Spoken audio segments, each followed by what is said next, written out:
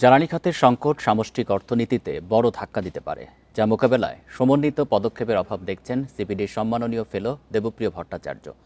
মঙ্গলবার রাজধানীর সিপিডি কার্যালয়ে আয়োজিত সংলাপে তিনি বলেন, সামনের বাজেটে কঠোর আর্থিক শৃঙ্খলায় গুরুত্ব দিতে হবে। নির্বাচনী প্রতিশ্রুতি অনুযায়ী সরকারকে শিগগিরই অর্থনৈতিক সংস্কার কমিশন গঠনের তাগিদও দেন তিনি। এ নিয়ে আলোচনা করতে আমাদের সঙ্গে যোগ দিচ্ছেন ঢাকা বিশ্ববিদ্যালয়ের অর্থনীতি বিভাগের অধ্যাপক ডক্টর মোহাম্মদ শাহাদাত হোসেন সিদ্দিকী। জনাব শাহাদাত হোসেন সিদ্দিকী, আপনাকে স্বাগত জানাচ্ছি ইন্ডিপেন্ডেন্ট সংবাদে। বিনিয়োগ হয়নি, প্রতিষ্ঠান বন্ধ রয়েছে। অন্তর্বর্তী সরকার অর্থনীতির কতটা ক্ষতি করে গেছে বলে আপনি মনে করেন?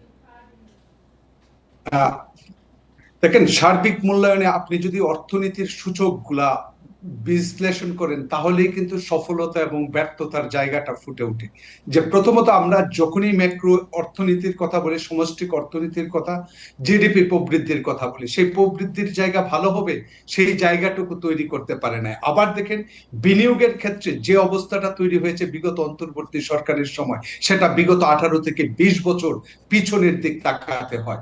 সেই জন্যই কিন্তু অন্তর্বর্তী সরকার তৈরি হয় নাই, যারা আসলে আশার আলো দেখানো না, প্রকৃতপক্ষে একটা কার্যক্রম শুরু করা এবং প্রত্যেকটা দিক ভালো করার। এবং আনএমপ্লয়মেন্টের দিকে যে তরুণরা আন্দোলন করে তাদেরকে বসিয়েছে, সেই তরুণরা কি চায়? কর্মসংস্থান সৃষ্টি। কর্মসংস্থান সৃষ্টির ক্ষেত্রে আমি বলবো অন্তর্বর্তী সরকার বিগত যে কোনো সরকারের চেয়ে আনএমপ্লয়মেন্ট রেট বেশির দিকে ধাবিত করেছে, কারণ ওই সময়টায় কোনো ধরনের বিনিয়োগ হয় নাই এবং ইনফ্লেশন ছিল সর্বোচ্চ। একই সাথে আপনি যদি বিনিয়োগের অবস্থা ধরেন, সেটা তলানিতে পৌঁছেছে। অতএব সার্বিক বিবেচনায় যদি বলেন একটা জায়গায় সফলতা, সেটা হচ্ছে আসলে প্রকৃতপক্ষে আমাদের যে রিজার্ভের জায়গাটা ছিল, ফরেন কারেন্সি রিজার্ভ, সেই জায়গাটা একটু সফলতা দেখিয়েছে। কারণ হচ্ছে আমাদের যে আমি বলবো যে মানি লন্ডারিং যেটা হতো, সেটা হয়তো প্রাইভেট চ্যানেলে, বিশেষ করে রেমিটেন্সটাকে প্রাইভেট চ্যানেলে আনতে একটা উল্লেখযোগ্য ভূমিকা তারা রেখেছে। আরেকটি বিষয় একটু জানতে চাচ্ছি যে জ্বালানি সংকটের কারণে অর্থনীতি চাপে পড়বে, এটি নিশ্চিতভাবে বলাই যায়, কিন্তু যুদ্ধ যদি আরও দীর্ঘায়িত হয় সেক্ষেত্রে কি হবে সেটি আসলে এখনই কেউ ধারণা করতে পারছে না। বিএনপি সরকার আসলে এই চাপ কতটা মোকাবেলা করতে সক্ষম হবে বলে মনে করেন? দেখেন, চাপ অলরেডি কিন্তু সৃষ্টি হয়েছে। আপনি যে জ্বালানির কথা বললেন, যে জ্বালানির ক্ষেত্রে তারা যদিও বলছে, সরকার বলছে তারা সাপ্লাই চেইন ভালো ঠিক রাখছে, কিন্তু প্রকৃতপক্ষে আপনি যদি হিসাবায়ন দেখেন, সেই ক্ষেত্রে দেখা যায় ধাক্কাটা লাগছে হচ্ছে ফেব্রুয়ারি থেকে। আমি বলবো জানুয়ারিতে সাপ্লাই চেইন ফুয়েলের ঠিক ছিল, ফেব্রুয়ারিতে ঘাটতি পড়েছে।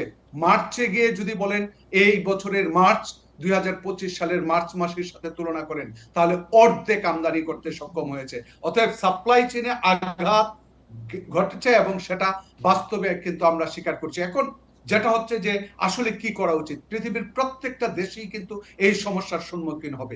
এই বিষয়টা হচ্ছে আর্থিক ম্যানেজমেন্ট, ফিনান্সিয়াল ম্যানেজমেন্টটা কিভাবে হবে, এবং সামনে যে বাজেট, সেই বাজেটটা এই প্রেক্ষাপট বিবেচনাটায় আর্থিক সেক্টর ম্যানেজমেন্ট কিভাবে হবে, তার জন্য যে বিষয়গুলো বিবেচনা করা দরকার সেগুলো আসলে প্রকৃতপক্ষে এখন দেখা যাচ্ছে না। এখন হয়তো সাবসিডি দিয়ে দিচ্ছে 167 কোটি টাকা, ধরেন প্রতিদিন সাবসিডি দেওয়া হচ্ছে। এই সাবসিডি মানে কিন্তু হচ্ছে ফরেন কারেন্সির উপর প্রেসার। এই টাকাটা সাবসিডি দিচ্ছে মানে বিদেশিদেরকে in terms of dollar pay করছে। অতএব এই সমস্ত ম্যানেজমেন্টটা, এই সাবসিডি কি চলতেই থাকবে? যদি না চলে তাহলে কতদিন পর্যন্ত চলবে? কত টাকা দরকার হবে? সেই অর্থায়ন কোন জায়গা থেকে হবে?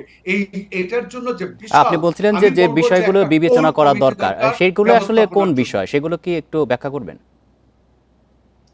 যে সেগুলা বিষয় হচ্ছে, আমি বলবো যে ধরেন ফর এক্সাম্পল আমাদের যে আয়ের দিকটা, রেভিনিউ সেক্টরের দিকে যদি তাকান, অতি দুর্বল, পৃথিবীর মধ্যে সর্বনিম্ন। অতএব সেটা তো থাকার কথা না। অতএব এই জায়গাটায় সরকারের জোর দেওয়া দরকার। কিন্তু কথা হচ্ছে ভিজিবল স্টেপস এখন পর্যন্ত কিন্তু সরকারের মুখ দিয়া বলা হচ্ছে রেভিনিউ বাড়াবে, কিন্তু কোত্থেকে বাড়াবে?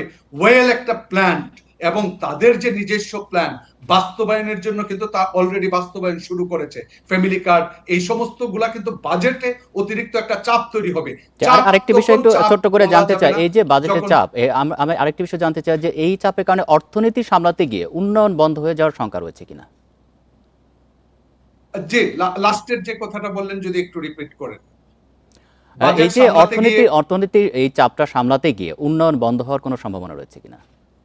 হ্যাঁ, দেখুন সবসময় অন্তর্বর্তী সরকারেও যে কাজ করেছে, দেখবেন উন্নয়নের জায়গায় হাত দিয়েছে, ছাড় করেছে, এবং সেই জায়গায় অর্থই অন্য জায়গায় দিয়েছে, যে কারণে পাবলিক ইনভেস্টমেন্ট স্থবির হয়ে গিয়েছে। ঠিক বর্তমান সরকারেও কিন্তু যখন কোনো উপায় পাবে না, তখন দেখা যাবে আসলে ডেভেলপমেন্ট সেক্টরের উপরেই কিন্তু হাত দিতে হচ্ছে। কারণ আর নিজস্ব আর্থিক সক্ষমতার জায়গা যখন দুর্বল থাকে, তখন প্রকৃতপক্ষে আপনি রিকারেন্ট এক্সপেন্ডিচার কোনো ক্রমে ছাড় দিতে পারবেন না। অতএব ছাড় দিতে হবে কোথায়? ট্রেড অফ করতে হয় কিন্তু ডেভেলপমেন্ট সেক্টরে। সেই জন্যই আমি বললাম যে রেভিনিউ কালেকশনের উপর যেভাবে বলা হচ্ছে বিভিন্ন গবেষণায়, যে আমাদের যে মানুষগুলা, যে অর্থনৈতিক প্রতিষ্ঠানগুলা আসলে প্রকৃতপক্ষে ট্যাক্স নেটের মধ্যে আসা উচিত, তারা যদি আসে, তাহলে সেই ক্ষেত্রে সক্ষমতা বাড়লে আমাদের যে ডেভেলপমেন্ট সেক্টরে যে ছাড়টা দিতে হতো, হয়তো তখন সরকার সেই জি, ছাড় দিতে হবে না। নিশ্চয়।